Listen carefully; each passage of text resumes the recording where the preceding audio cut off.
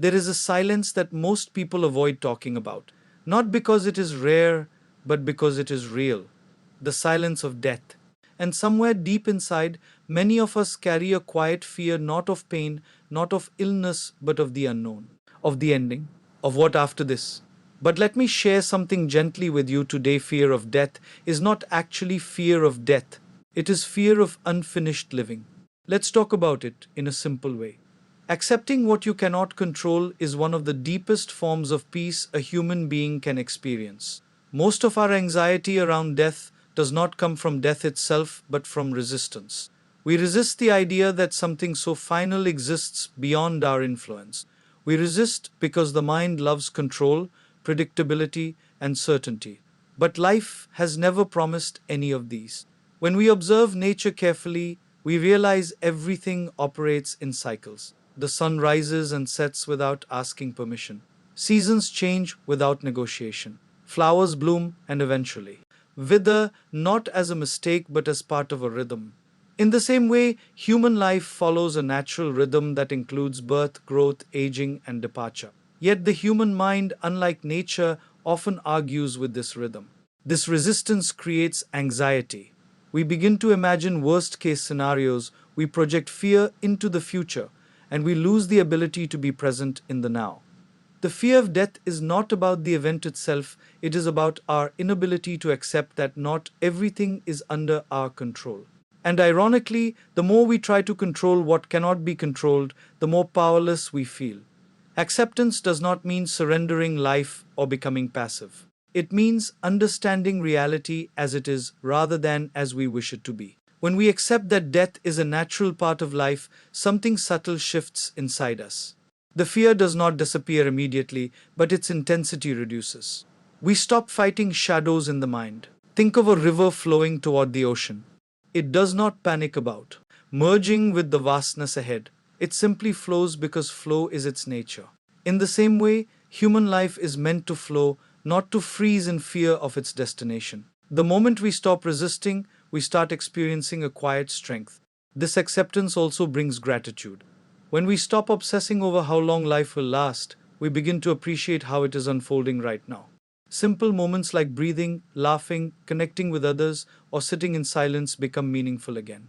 Life becomes less about duration and more about depth. So, the first step in dealing with the fear of death is not to fight it, but to understand it. And in understanding, we slowly learn to accept what has always been true.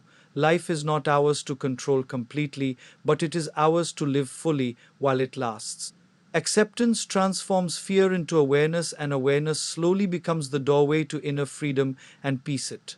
Focusing on living fully rather than living forever is a shift in perception that changes everything about how we experience life. Most human anxiety about death is indirectly created by an incomplete relationship with life itself. When life feels unfinished, when dreams are postponed endlessly, when joy is delayed for a future that is uncertain, the idea of ending becomes uncomfortable.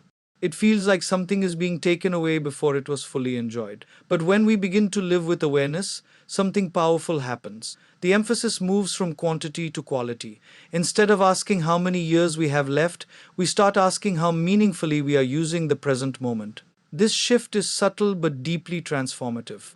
It turns ordinary days into opportunities for presence, gratitude, and connection. Living fully does not mean living loudly or excessively. It means living consciously. It means noticing the warmth of sunlight without rushing past it. It means listening to someone without thinking about what to say next. It means eating a meal without distraction. These small acts of presence slowly build a life that feels complete from within. The fear of death often thrives in a life that is emotionally scattered. When we are constantly distracted, constantly chasing, constantly comparing, we never feel settled. And a restless life naturally fears its own ending because it has not yet experienced its own depth. But when we slow down internally, even if life externally remains busy, something inside becomes grounded. Think about moments when you felt truly alive. It may have been a simple conversation with a loved one, a walk in nature, or a moment of silence where nothing was demanded from you. In those moments, fear disappears because you are not projecting into the future. You are fully here. This is why presence is the antidote to fear. Not because it removes death from existence, but because it removes death from imagination. And most suffering around death exists in imagination, not reality. When life is lived fully, even, ordinary experiences become meaningful. You no longer need extraordinary circumstances to feel alive. This reduces the pressure on life to be perfect or endlessly prolonged. Instead, life becomes something to be experienced moment by moment. So the invitation is simple but profound. Stop postponing life for a future version of yourself. Start participating in it now. Because a life that is fully lived in the present does not fear its ending. It simply values its expression while it lasts. When we practice this way of living, even the idea of time begins to feel less threatening. We stop measuring life only by milestones and start appreciating the quiet in between them. There is a deep relief in no longer postponing joy for a later date. Instead of saying, "One day I will live," we begin to realize that life is already happening now. And in that realization, fear slowly loosens its grip and is replaced by gratitude for the present moment itself fully. We often misunderstand fear of death as a philosophical problem, but at its root, it is deeply emotional. It is not only about ending, but about losing everything we are attached to. Attachment is the invisible thread that ties us to people, identities, possessions, memories, and even expectations of the future. When we feel that these threads might be cut, anxiety arises. But attachment itself is not wrong. It is natural to love, to care, and to form bonds. The challenge begins when love turns into possession and care turns into control. We start believing that what we have is permanent, that relationships will remain unchanged, that roles will never shift. Life, however, is constantly changing, and change is the only constant truth we repeatedly experience. The fear of death intensifies when we mistake temporary experiences for permanent realities. We hold on to people as if they will always remain in the same form. We hold on to roles as if they define us completely. We hold on to moments as if they will never fade. And when reality gently reminds us of impermanence, we experience shock and fear. Detachment is not the absence of love. It is love without ownership. It is the understanding that everything we experience is on a borrowed timeline. When we see life this way, we begin to appreciate people more deeply, not less. We stop taking relationships for granted because we realize they are not guaranteed. Think of a beautiful sunset. You do not try to hold it. You simply watch it, admire it, and allow it to pass. Its beauty lies in its impermanence. In the same way, human relationships and experiences gain depth when we stop trying to freeze them. When attachment is replaced with awareness, fear begins to soften. We no longer feel that death is a theft. Instead, we begin to see life as a series of meaningful encounters that were meant to be experienced, not owned forever. This shift takes time. It is not intellectual alone, it is emotional and experiential. But with reflection and practice, we begin to notice that letting go does not diminish love. In fact, it deepens it. So the fear of death is not solved by clinging harder to life, but by learning how to love without holding tightly. In that balance, we find a peace that is not dependent on permanence, but rooted in understanding. When this understanding becomes part of daily awareness, life begins to feel lighter even in moments of uncertainty.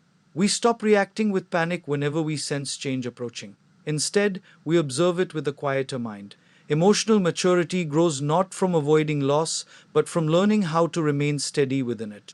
We realize that nothing truly meaningful is lost because the experience itself has already shaped us. Even endings become teachers rather than threats. And in this gentle acceptance, the mind no longer imagines death as an enemy, but simply as another transition in the continuous flow of existence indeed. Most fear about death does not arise from death itself, but from the mind's tendency to wander away from the present moment. The human mind is an extraordinary instrument, capable of imagining futures, recalling pasts, and constructing entire worlds within thought. Yet this same ability becomes the root of anxiety when it is not grounded in awareness. When the mind travels too often into imagined futures, it creates scenarios that feel real even though they have not happened. Death, in this sense, becomes a mental projection rather than a lived reality. We begin to suffer in advance for something that is not present. This is where fear gains its strength, not from reality, but from repetition in thought. Training the mind to remain present is not about forcing it to stop thinking. It is about gently bringing attention back again and again to what is happening now. The breath, the body, the sounds around us, the simple act of being alive in this moment become anchors that pull us out of unnecessary fear. When we are fully present, even briefly, the concept of death loses its emotional intensity. This is because death cannot be experienced in the present moment. It exists only as an idea in thought. And when thought quiets down, fear naturally loses its foundation. Consider how peaceful moments feel. When you are deeply engaged in something meaningful, time seems to disappear.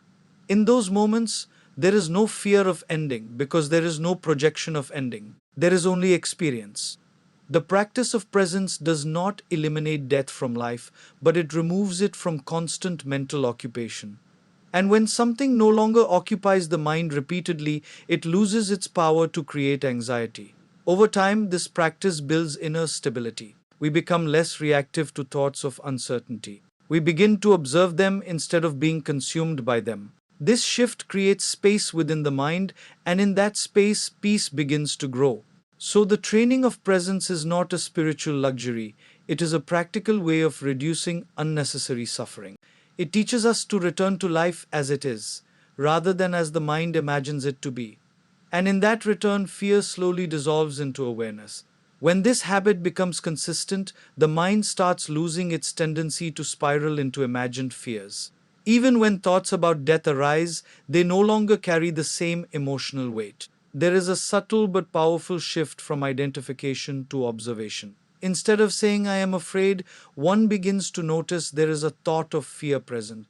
This small distance creates immense clarity. Life becomes less about escaping thoughts and more about understanding them. And in this understanding, the present moment becomes not just a practice but a natural resting place for the mind where anxiety cannot easily survive. Presence becomes a quiet strength that supports us through uncertainty and gently dissolves fear of death in everyday awareness with deep inner peace itself. The fear of death is ultimately not solved through argument or logic alone. It is softened through understanding, reflection, and the way we choose to live each day. When we reach the final stage of this reflection, we realize that death is not an interruption of life, but a completion of it. Just as a book is not incomplete because it has a last page, life is not incomplete because it has an ending.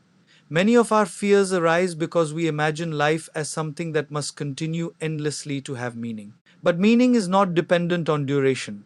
A single moment of deep connection, kindness, or awareness can hold more value than years of distracted living. When this truth is understood, the pressure to resist death begins to fade. We often think peace will come when we solve the mystery of death, but peace actually comes when we stop making death an enemy in our minds. The more we fight it mentally, the more it occupies us. The more we accept it as part of the natural order, the less control it has over our emotional state. Life is a continuous flow of beginnings and endings. Every day contains small deaths and rebirths. The end of a conversation, the fading of a thought, the passing of time itself. We experience impermanence constantly, yet we rarely pause to recognize it. When we do, we begin to see that death is not separate from life, but woven into its structure. A peaceful relationship with mortality allows us to live more fully. We become less fearful of losing things and more grateful for having experienced them. Gratitude replaces anxiety, presence replaces worry, and acceptance replaces resistance. This does not mean sadness disappears. It means sadness becomes softer, more human, less overwhelming. We still feel, we still care, but we are no longer consumed by fear of what is beyond our control. In the end, the goal is not to eliminate awareness of death, but to transform our relationship with it, from fear to understanding, from resistance to acceptance, from anxiety to peace. When that transformation begins, life feels different. Not because circumstances have changed, but because perception has changed. And in that shift, we discover something profound, that a peaceful mind does not depend on how long life lasts, but on how deeply it is lived in each moment. When this awareness settles deeply within a person, even the concept of finality loses its sharpness. There is a quiet confidence that arises not from certainty about what comes after, but from clarity about how to live now. Conversations about life and death no longer feel heavy or disturbing, but natural and reflective. One begins to understand that peace is not found by escaping mortality, but by embracing life so fully that mortality no longer feels like a threat. In this state, every moment becomes an opportunity to live with sincerity, compassion, and presence without the constant shadow of fear right here now.